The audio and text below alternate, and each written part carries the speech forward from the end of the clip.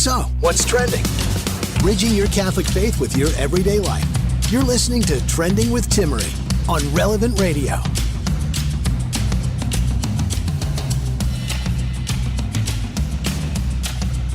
Welcome to our weekly marriage hour here on Trending. Joining me in just a moment will be the celebrity and royal matchmaker you know and love here on Trending. She's here. She matchmakes royals, celebrities, but also us peasants as well. So if you are single, pringle, and ready to mingle, she is a person to speak to. If you have a question today, the number is 1-888-914-9149. You can also always ask your question on Instagram. Follow me at Timmerie. That's Timmerie. Today, during our marriage hour, we're going to dive into the topic of the impact on men when they're not the primary breadwinner. There seems to be a trend of late bloomers when it comes to men, and some challenges that people are experiencing surrounding interpersonal relationships and marriages, or even just men with the mindset that they are not the primary breadwinner. We'll talk about that in just a little bit here on the show. We're also going to answer some questions coming in about in-laws. Lots of questions about this recently. We did a show, part of the show on it last week, but I wanted to answer some of those questions. We're also going to dive into the impact that not communicating within your marriage can have. And good Catholic-oriented marriages, a lack of communications, keeping things from within and not sharing with each other. And I'm not just talking about secrets, but things maybe you just allow to fester and build up for a long period of time, how that's actually leading to, quote, divorce, even within the context of good marriages who want better. We're also going to talk fascinating. I'm absolutely fascinated. I have a confession to make. I'm actually following Playboy Bunny on Instagram, but it's a former Playboy Bunny. In case you were wondering, Crystal Hefner, who was the spouse of Hugh Hefner, the founder of Playboy Bunnies, so I just followed her today because fascinating story came out, and I'm not following her because I love her content, but I'm curious as to where the direction will go with this. She has full on embraced, in her words, modesty. And she's working on staying true to herself. She's deleted all her old images and photos from her social media accounts. She's removed all of the plastic, all the fake within her body. And she's presenting herself as just her. She's embracing more of a natural look, natural lifestyle. Am I saying and endorsing her social media? Absolutely not. But you can see the long way she's come. And it's really, really neat to see. So we'll talk about that a little bit here on Trending. You're listening to Trending with Timmerie. Joining me now is celebrity and royal matchmaker Cristina Pineda from Matchmakers in the City. Welcome to Trending, Cristina. So good to be with you, Timmerie. Let's talk about this trend you're seeing among your married clients who you coach of the impact where a lack of communication, even whether it's faithful Catholics or non-faithful Catholics, are really struggling, and it's leading to divorce. Right. I've had, especially in the past few months, I've been working with a lot of men and women who are married, and they have been telling me how they may have just had really great marriages in the past, but then other things seem to get in the way of their communication. Maybe they were very open to life, which is incredible, but they let the children be the top priority, and they put their marriage underneath that. And maybe they've started keeping things to themselves and started thinking, I don't have time to talk about this with my husband or with my wife, so I'll keep it inside. And that ends up growing and growing and growing inside until it gets to a pitch. Unfortunately, it has caused some people to even file for divorce, but it doesn't have to get there. Let's look at the big issue here, and that is spouses keeping things from each other. And I call that spiritual contraception. This is something that having those open lines of communication is so huge in keeping the integrity of your marriage, even if what you have to say is unpleasant or something that you know the other person isn't going to want to hear, but it is the courageous thing to do for your marriage. You might not even know why you feel a certain way, but it's important to be able to share that and grow together through those uncomfortable times. Okay, so you might think, okay, communication is important. I got it, but I don't have time. I have a story of a bachelorette who I was working with who she was dating an attorney, and every time they had a disagreement, she felt like he would be trying to convince a jury that he was right, and she felt like she was being convicted. And she said he was an amazing attorney. He was very high earning, and they're not together anymore, but now he has a pool in his backyard. So he was great at his job, but that way of communicating was not good for the relationship, and it ended. What I recommend instead is to have a monthly or weekly check-in with your spouse where you can bring up these things, and I can detail how to do that in a little bit. Timmerie, if you had any thoughts you wanted to add in to what I'm saying, and then I can You're go making through some those details. I think that this is a really great example what you're talking about, that it's easy, not just the idea of hiding something from a spouse, but where you just don't communicate about something. It might be something that's really simple that's bothering you, or it could be a big deal and you just can't find the words. Or I know sometimes for men kind of just think, well, it's not that big of a deal. I can endure this. It's fine. And then months, years, maybe even decades go by, and it's been there all this time, never resolved or never brought to the surface. And on one end, someone could think, well, you'd assume the other person would get that it's a problem, but not necessarily. Sometimes we can be the worst at noticing our own behaviors and faults or problems. And so I think that there are a lot of really practical, simple things that can be done. And I know you have some practical tips as well. And one of my favorite things that our guest, Jim O'Day, the executive director of Integrity Restored, shared with us some months ago, a challenge for marriages. And that is at the end of each day as a couple to sit down and share your low point and high point for the day and just listen. Don't try to critique it. Don't try to fix it. Just listen. And it's a means to help couples start communicating, sharing what's going on in their lives so that there's an awareness and a collaboration between one another. And they do feel, I hate these words, but I'll use them, like there's a safe space to say what they need to say without being jumped on. And I think that that is one really, really good and helpful tip, that when Jim recommended it back in September for a marriage challenge for 1 month, my husband and I are still doing it, 4 months later, and I love it. I love that too. And if possible, eating dinner together every night is really good to continue those open lines of communication. If that's not possible, that's what I was saying about the monthly or weekly check-in. And even if you do eat dinner every night together, it's a good thing to add on. The weekly check-in, I would say, would be if you're in a rough patch, because in this, you're going to want to bring up any issues because you don't want negativity to be every single night. So I recommend writing down things that you want to bring up in this safe place, quote unquote, where the kids are asleep, you've already eaten or are eating dinner, you're sitting down, you're looking into each other's eyes, you could be holding hands if you want.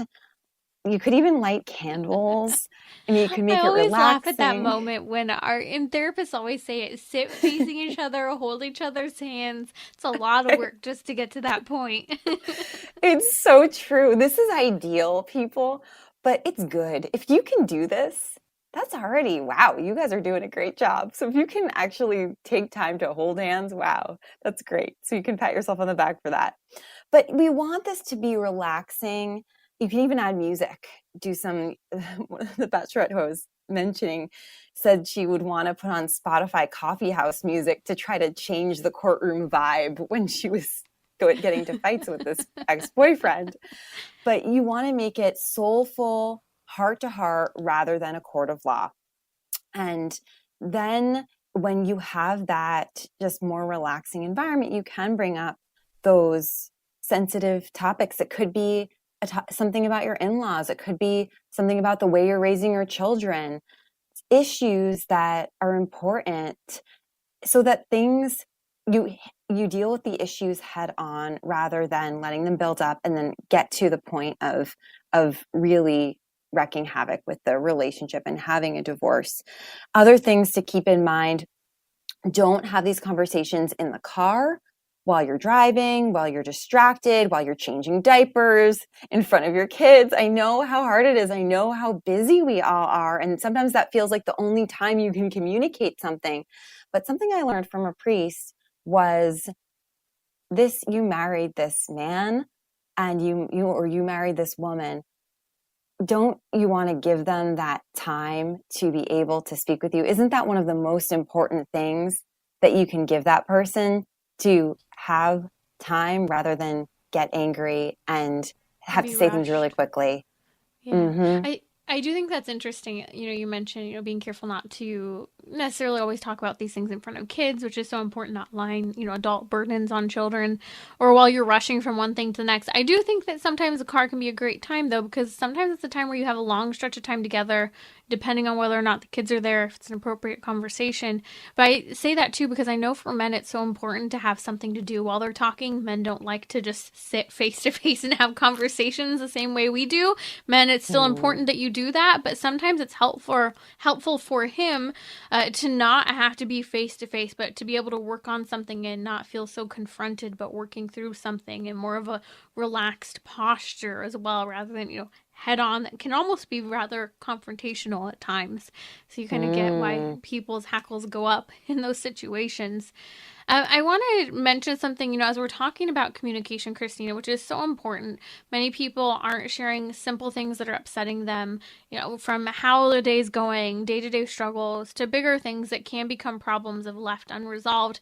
My I would say mode of operation when it comes to communicating is almost to over communicate with my spouse, and maybe you're one of those. I think women probably have a higher tendency to over communicate, which can mean that maybe it sounds like you're complaining a lot or nitpicking. It's almost as if you're constantly talking out loud, but you're talking out loud to your spouse. Now, that isn't necessarily bad unless you haven't learned tactfulness. And that is if you're not sensitive to their feelings as well, how what you say may land on them. They may always think that you're complaining or nagging at them, but you might just be thinking out loud in a way that could come off that way.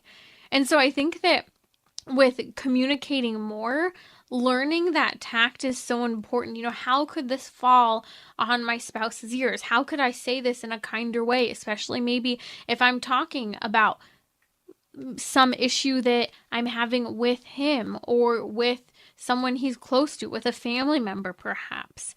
I think all of these are reminders that we have to ponder not what we're just shooting out at the other person to work on, but what we're turning in and seeing that we ourselves need to work on. I mean, Jesus Christ himself talks about the log that can be within our own eyes as we're trying to pull the speck out of another person's. And I think this applies especially within the context of marriage. But Christina, I would argue that when you are sharing more, when you're having these regular opportunities for conversation, nightly dinner, having those regular opportunities, and maybe it's breakfast, those opportunities to share your high point and low point, that you start to see how you can work on things yourself, but also your spouse is able to see and help you identify areas where you can also grow, relax, or, make many adjustments that will truly help you. Your spouse has your best interest in mind. And when you're sharing and communicating like this, it's a game changer. It is. You almost feel like that person becomes your diary in some ways, in a really good way, though, because that person you can just share so much with that person, and your love grows when you are able to, little by little, and maybe it's not like that right now for you, and that's okay. You can work up to that point. And something that you were saying, Timmerie, is that in this growth, it's also personal growth that we all are doing, that you may have heard when you get married, you're getting a PhD on your spouse. And one of the ways that your classes is learning about their communication style, learning about what makes them tick, what upsets them. When you figure this out, and it takes years usually to really nail it down, and you're always learning more and more, and everyone is just so multi-layered, and there's so much mystery every day with even with someone you've been married to for years and years. But when you start to learn these things, that's how you can love that person better. And it's an intellectual thing too. It's like a PhD in the other person.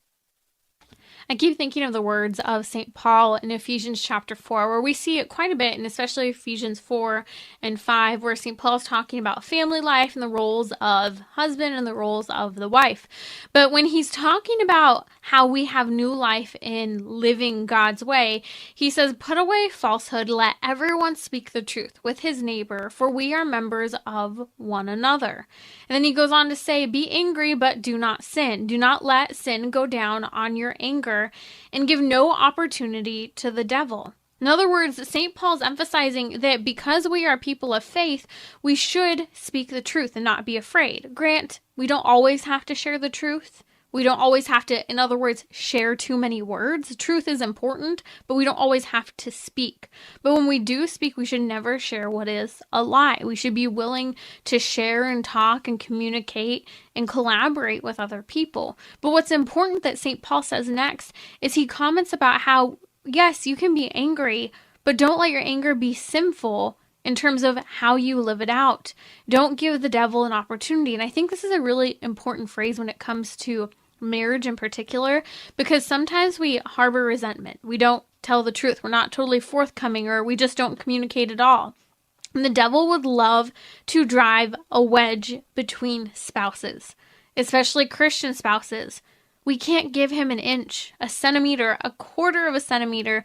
We need to be willing to communicate and tell the truth and not give that opportunity away. And so I think that, some of these tips that we see that Christina's giving, from everything from having those nightly meals to, really taking the time to sit down face to face and not just rush through these important conversations, or sharing your high and low point each day together. My husband and I started doing this last year. We love it. We continue to do it. You're listening to Trending with Timmerie here on Relevant Radio. That's Cristina Pineda from matchmakersinthecity.com. We're going to come back talking about a Playboy bunny who's gone modest. Today's show is sponsored by Kolbe Academy. With more than 40 years of experience in Catholic home education, Kolbe Academy offers a blend of classical Catholic curriculum and the latest educational technology. More info at relevantradio.com/Kolbe. Bridging your Catholic faith with your everyday life. You're listening to Trending with Timmerie on Relevant Radio and the Relevant Radio app. Welcome back to Trending. Cristina Pineda, the celebrity and royal matchmaker, is joining us. We're going to come back answering some questions that have come in about in-law relationships. We did a great segment on that last week. Do you know there's a whole Bible a whole Bible book that shares about in-law relationships? We're also going to talk about the impact on men when they're not the primary breadwinner. In other words, sometimes when their wives make more than them. Joining me now, though, as I mentioned, is Cristina Pineda, celebrity and royal matchmaker, matchmaking us peasants as well. I want to talk about the former Playboy bunny who I am following on social media, but she's gone modest. Now, I'm not in any way endorsing her account at all. What I'm saying is this is a fascinating story, Cristina. Former playmate Crystal Hefner, who was the wife of Hugh Hefner himself, the founder of Playboy and all of that, is now in a state of embracing modesty. She has gotten rid of everything plastic inside of her, and a lot of her images on social media now, again, not all perfect, are very refined, and some of her outfits are full-on gorgeously modest, incredible fashion. Others, so-so, but from where she was to where she is today, it's fascinating to see. She married Hugh Hefner in 2012 at age 24. There was over a 60-year age gap between the two of them. And she actually once called the marriage off before she eventually did end up marrying him. Now, as you know, Hugh Hefner died about 5 years ago, back in 2017. Wow, where's the time gone? And since then, she's been working on remaking herself. And much of that has included her new embrace of modesty. She said, "Modesty is what empowers me." And she's talking about how she's removed, as I mentioned before, everything that's fake from her body. She's deleted all of her old photos.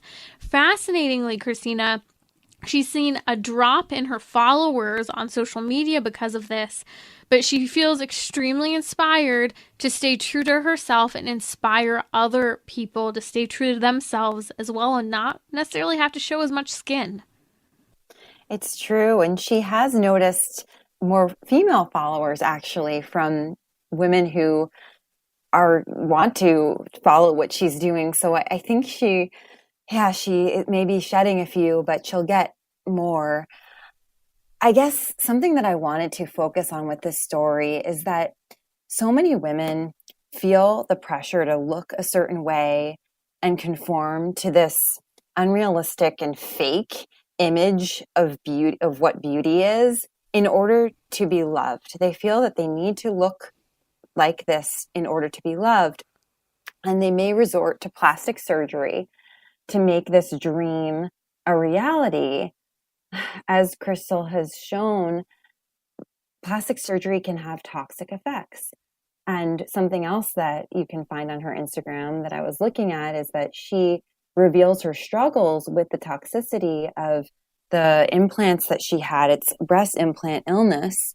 And there were a lot of side effects, terrible side effects that came with that. So even though she had everything removed, she still has to deal with some of the side effects. So just for the female listeners, I just want you to know that these things are really problematic, not just for your spirit, but also for your body.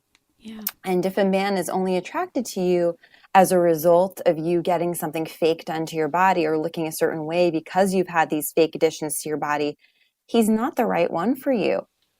Just as with men, if the only reason she's attracted to you is because of your flashy car or the money that you make, she's not the right one for you. Come on, Christina, we all know it's for the legs. I'll never forget some years ago when it was a chastity speaker. Oh my gosh, his name totally just dropped from my mind. You know who I'm talking about, the chastity speaker. Jason Everett, thank you. Yes, totally went blank there. Jason Everett was giving a talk about how when he walked into the men's restroom, there was above the bathroom mirrors this image of a bunch of women's legs, just their legs lined up in a row.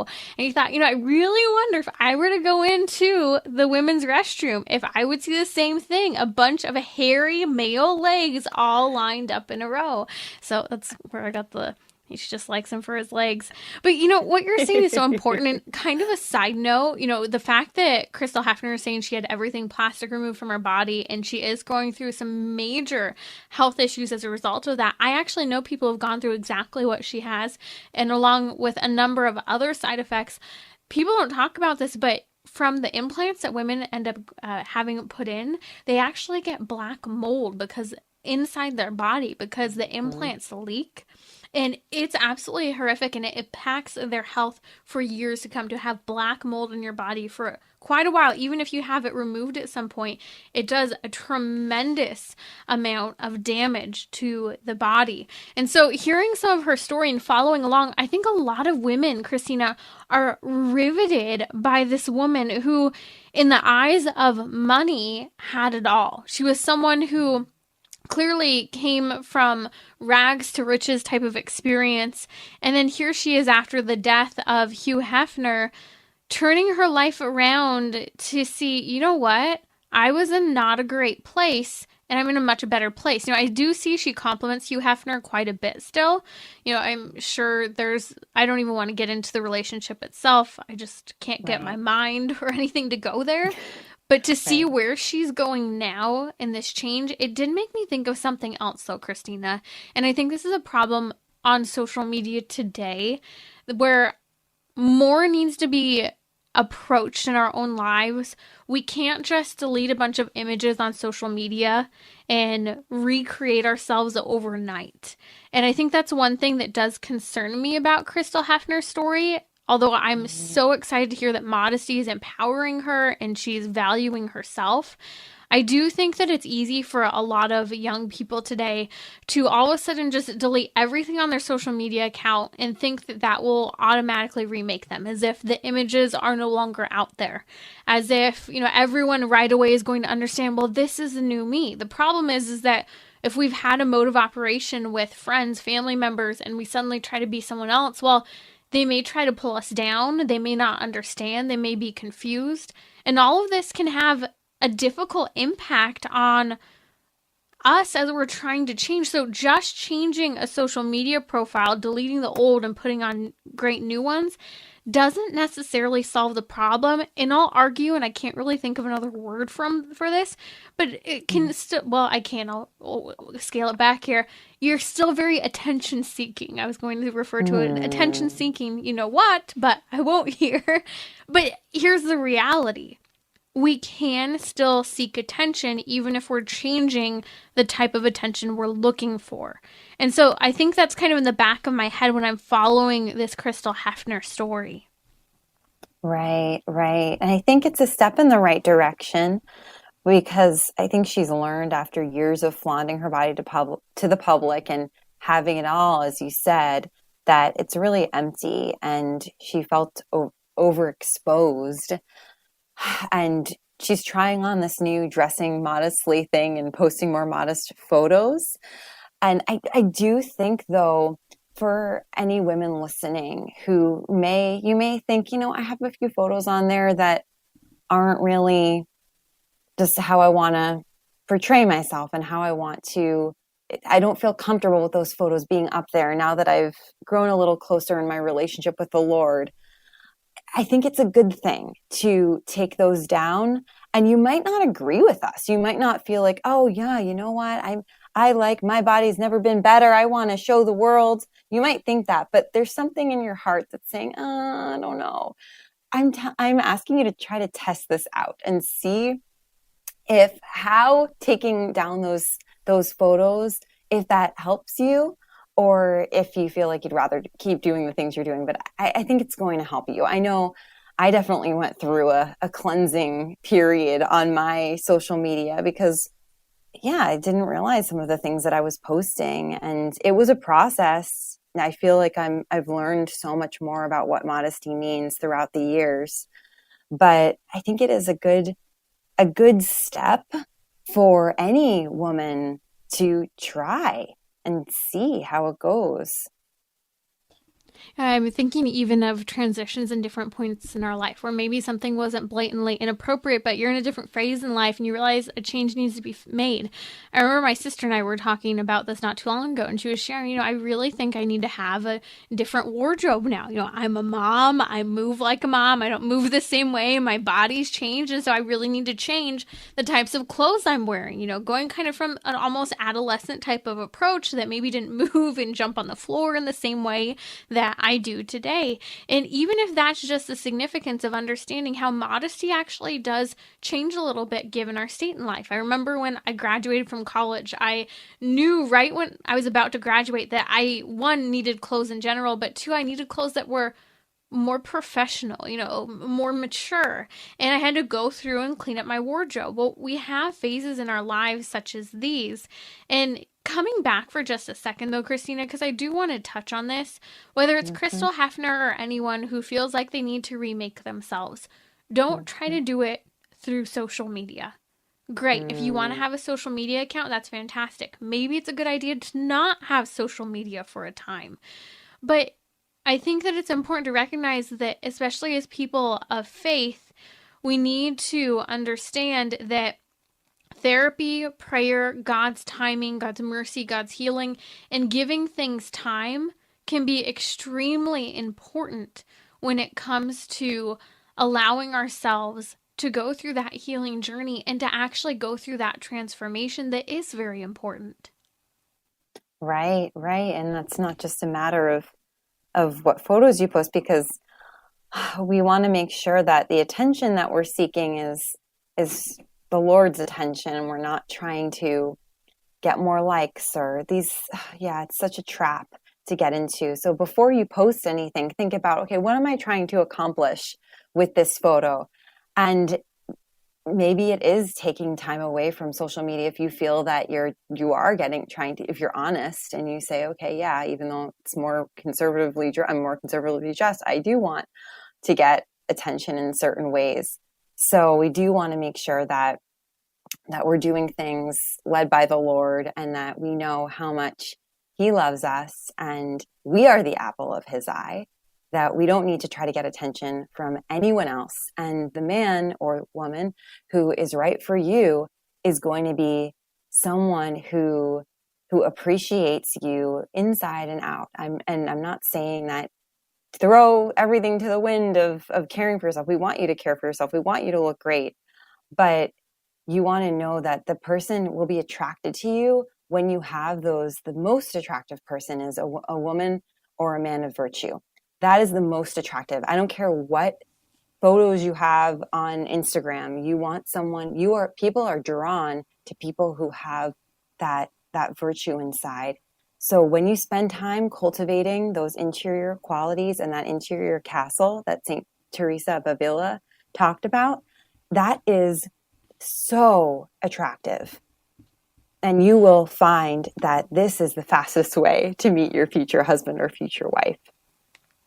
And I think that remembering the words of St. Paul, where he reminds us that in Christ we are a new creation. The old has passed away. Behold, the new is here. And embracing those words, even if, people knew us when maybe we lived a more sinful life, when we were dressing in a different way, a future is always possible in Christ. He renews us. He restores. Yes, there may be fallout from the mistakes we've made, but that wholeness, that purity, it is always available to everyone. And whether your daughter needs to hear this, whether you need to hear this, it's so important that we say that. And no matter what state in life we are in, I think especially as women, there are a few questions I think we should really regularly ask ourselves. And who would have thought that talking about the last wife of Hugh Hefner and former Playboy bunny Crystal Hefner's inspiration of modesty in her own life would lead us to ask these?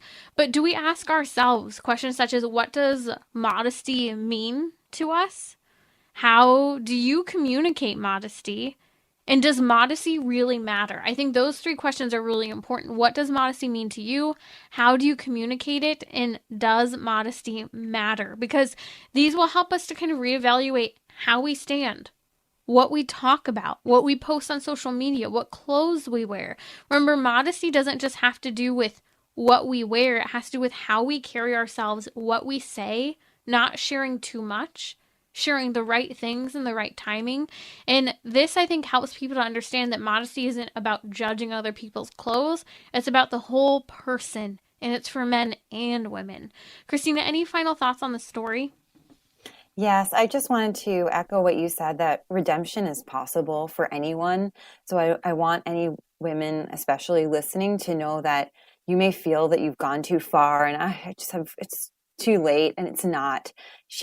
Crystal is a playmate. You can come back. And also just to remember, whenever someone posts a revealing photo, whatever the intention is, it does send the message that that person wants attention, is willing to degrade him or herself for that attention. So whatever reason you're posting, just know that that is the message that's coming across. So I just was thinking about Britney Spears, who recently put some very revealing photos online, and it just shows that someone's just crying out for attention, and you don't want that to come across. You don't want your photos to come across like that. Those are my last words. That's Cristina Pineda, celebrity and royal matchmaker here on Trending with Timmerie. Thank you so much for joining us, Cristina. You can find her work at matchmakersinthecity.com. I've also tagged her on Instagram, so be sure to go and check out her profile, learn more about her, all of her and her sister's incredible dating tips at matchmakersinthecity.com. I'll be right back. We're going to take some of your questions. Numbers 1-888-914-9149. We had a couple of questions come in about what if your wife is a primary breadwinner and the impact this has on men, as well as we'll discuss some in-law relationship questions here on Trending. I'll be right back. Programming brought to you by Solidarity Health Share. The new Solidarity One program offers expedited sharing of medical bills for even faster service, expanded senior discounts, pharmacy sharing, and greater flexibility to fit any healthcare budget. Learn more at CatholicHealthShare.com. So, what's trending? bridging your Catholic faith with your everyday life. You're listening to Trending with Timmerie on Relevant Radio and the Relevant Radio app. Welcome back to our weekly marriage hour here on Trending. A number of questions have come in, everything from in-laws to what if your spouse is the primary, that is your female spouse, the primary breadwinner in the home. We're going to touch on these, but first I wanted to remind you that these coming weekends, this weekend and the following, many Walk for Life, Marches for Life are occurring across the nation. We have the National March for Life in Washington, D.C. coming up in a couple weeks. We also have the Walk for Life West Coast in San Francisco, One Life LA, major walks occurring in Austin, Texas, Minneapolis, and many walks in our local communities. So I want to encourage you, big or small, try to get out there because it's important to not only stand up for the unborn, be a public witness. That's extremely important. But sometimes we also need to be reminded that there are other people out there like us, and especially for young people, to see the youth and the liveliness of the pro-life movement. It will help inspire young people to be there, hear the stories and testimonies from the speakers. So I want to encourage you, get out and participate in these coming weeks, March and Walk for Lives that are occurring, marking the Supreme Court decision of Roe versus Wade, its anniversary on January 22nd. We'll share more about some of the events, and we'll also be live broadcasting from the March for Life on Friday, coming up in a couple weeks here. But I want to come back during our weekly marriage hour, and if you have a question you would like to take up, please always feel free to send it to me. The number's 1-888-914-9149, or you can comment live now on my Instagram or send me a message at Timmerie, that's Timmerie. Okay, so coming up, I want to take up an in-law question that keeps coming up here, but first, fascinating question that I wanted to touch on, and it's, I think, impacting many relationships for people, and it's a trend I've been noticing of late for many spouses. We've seen this among our peer group, and that is the impact that being a breadwinner or not has on male-female roles. I received a question recently about how not being the primary breadwinner impacts men, from security, confidence, you name it. And it really made me think about a lot of conversations that have been buzzing around in my demographic, millennials on down. And that is that we've noticed a trend in our peer groups that a lot of the men have been, what I would arguably say, late bloomers when it's come to their career. And I say late bloomers, just being late bloomers in general in terms of getting into their career, getting set and moving forward. But also if you compare apples to apples of the same age groups between men and women. And what this has led to in many instances is where the wife today in 2022 is often making more money than her husband. So the question has to do with, how does this impact a man? Do things need to change? And so I want to talk about a number of elements of this, because some might argue and say, well, hey, that's great if a woman's making a great salary. There shouldn't be any jealousy, or that shouldn't make a man feel insecure. Okay, on the surface level, you may say that, but I think that this is a legitimate conversation that we need to have. And it reminds me of a conversation we had a couple months ago, and that is, can or should men be stay-at-home dads? Now, that is one show that I have received a ton of comments on and intense responses, especially from women who have been through this and experienced it and shared about how negatively it impacted their marriage when their husband was a stay-at-home dad. And a lot of information was shared from women about how the husband, the father, not being the primary breadwinner had impacted their own marriages and their dynamic. And it's not just a matter of a man being insecure because his wife's making more than him. It actually goes much deeper than that. It doesn't just have to do with ego. Being a late bloomer is definitely impacting this. It doesn't have to do with just being lazy. It goes, again, much deeper, and it has to do with the fundamental dimension of the human person, specifically men naturally being hunter-gatherers. I want to come to that in just a moment here.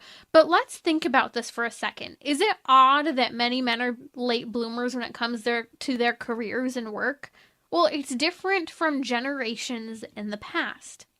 Even if you just look at literature written 100 years ago, there's a radically different story about the maturity level of both men and women in adolescence. And even if you look, we have monarchs who reigned in their teenage years. The Blessed Virgin Mary herself had a child at roughly the age of 13. We know stories of teenage boys who were taking on intense levels of responsibility in manual labor. It almost seems as if the culture of sewing, cooking, cleaning, and nurturing for a woman, and the culture of hunting, gathering, and protecting for men has led to a confusion with regard to how we relate to one another as male and female. You see, these things, as simple as it may be, such as what used to occur for everyone prior to even 60, 70 years ago, that is, that the wife had to sew clothes for the family, cook, clean, really nourish, and was present in the home, even if she was doing all of this work. And where a man had to hunt, gather, and physically protect and defend his family from savage animals, people looking to steal things, an uncouth and uncivilized society at times. You see, I think these things helped all of us in understanding on a very profound level love and responsibility. Responsibility for ourselves, and I would argue responsibility for others.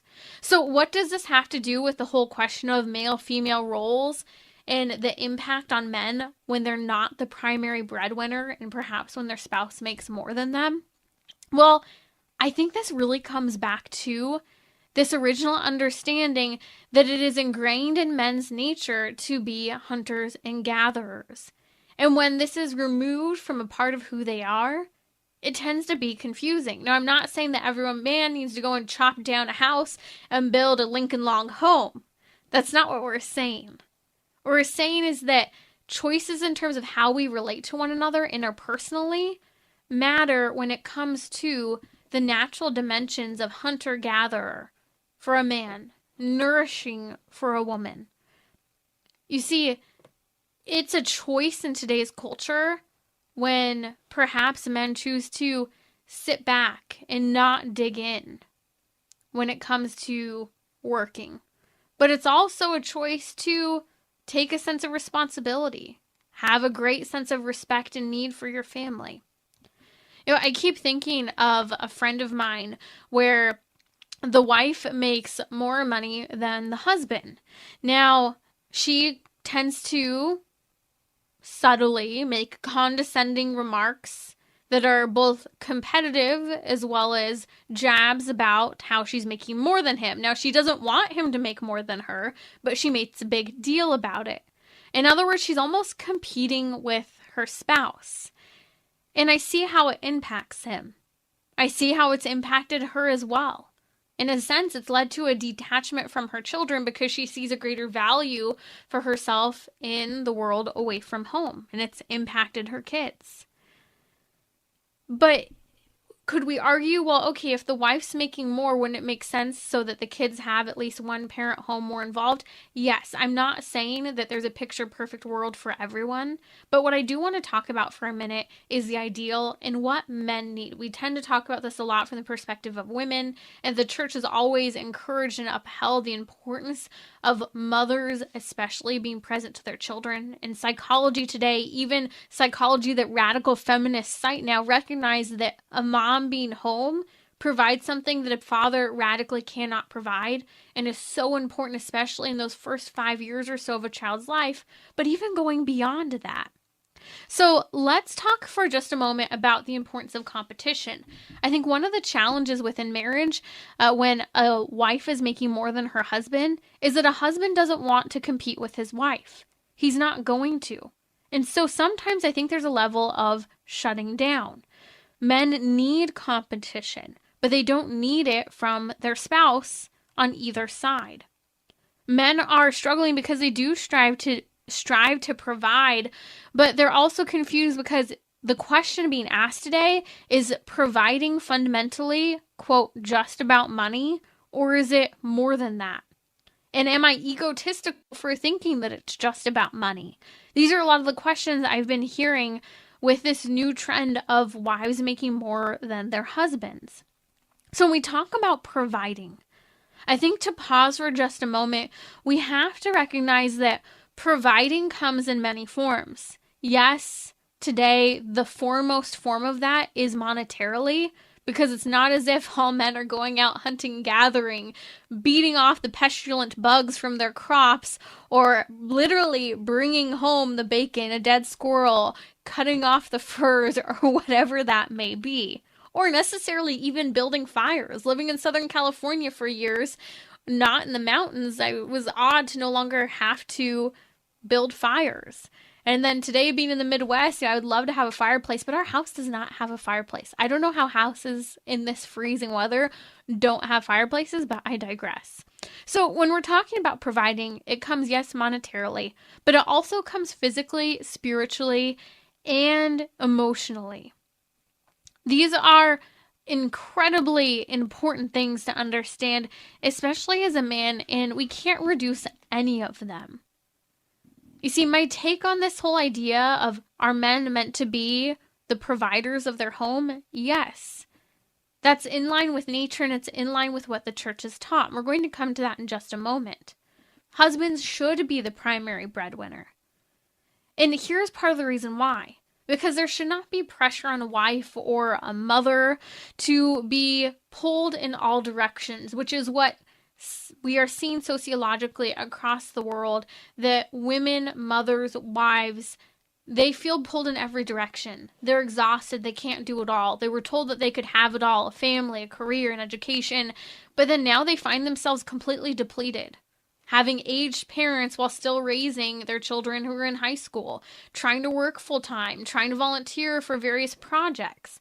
All of these are so important, and yet this pressure to be the primary breadwinner, even if not necessarily by choice or by choice, is leaving women missing a fundamental gift they have to bring to society and to their children. We can't just reduce women to working machines, just like we can't reduce men to working machines. But men have a special responsibility in providing. It's a God-given role that men hold. And children need their parents, but especially their moms. I'm not downgrading the father's presence in the home, but part of providing is providing for the emotional environment for your children.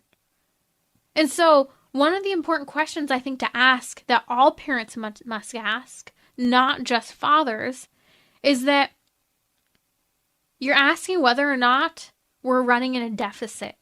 Do your kids need more? Does mom need more? Does your relationship need more? Does mom working outside of the home too much? Is that impacting the family? Is perhaps me making less, she making more, or me being a stay-at-home dad and her out working, is that impacting the kids? Is that impacting what the needs are of my whole family? I think modern technology such as dishwashers to store-bought clothing, or even farmed food, fast food, buying food at a grocery store has really changed how we relate to one another, even contraception. All of this has changed how we think we should function in a marriage. But it didn't actually change how we're supposed to function in a marriage. Men and women relate in an ideal model of human flourishment in marriage and family when we honor and respect human nature. There is an apostolic exhortation, a letter by Bishop Olmsted from Arizona, and it's a fantastic, fantastic letter. It's called Complete My Joy. It's written to families, and there's a lot to be unpacked there. One of the things he focuses on for a chunk of the letter is the importance of being able to live on one income, of living more modestly so that the kids can have mom at home. And he talks about how this is the proper order in nature. But he at one point also speaks to men. And he says, you are the primary protector of your family. What does this mean? He says, it means you are the seawall against the storms that threaten from inside and outside. That's a really important statement. It means you are a seawall against the storms that threaten from inside and outside. That is, what we do within our own home can actually be a threat to our own family, to the individuals and the unit as a whole.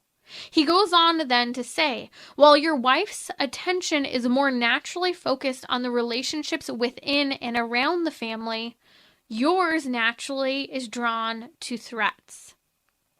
When I talk about those threats have everything to do with, is what is necessary to provide for my family here? Are there physical, spiritual, emotional threats occurring within our own dynamic in the home or outside?